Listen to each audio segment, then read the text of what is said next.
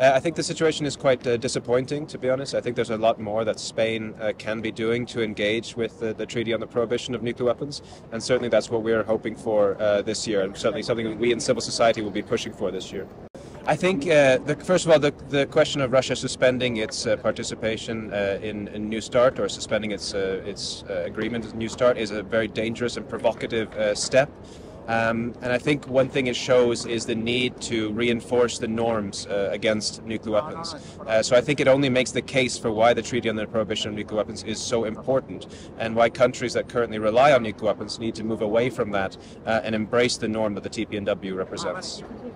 So right now what we think is the most important thing is to call on all governments to reinforce the norm against nuclear weapons.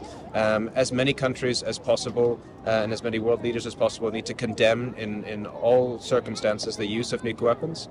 And what we're actually quite excited by is the fact that NATO Secretary General Jens Stoltenberg has said that the use of nuclear weapons is unacceptable. The G20, their meeting last year, said that the use of nuclear weapons is inadmissible.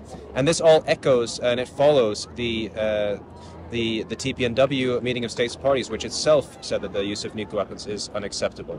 So I think what that shows is that there's a growing norm, as embodied by the TPNW, against the use of nuclear weapons.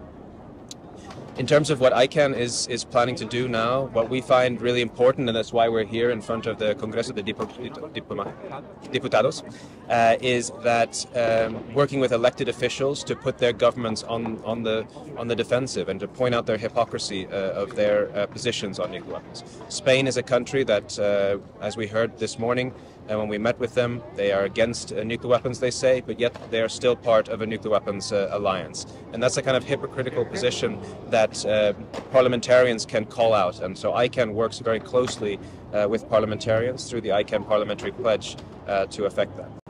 I just want to say that I'm really excited by the new coalition here in Spain of ICAN partners, which is extremely effective and is really strategic and creative in the way that they're planning to bring Spain to the right side of history.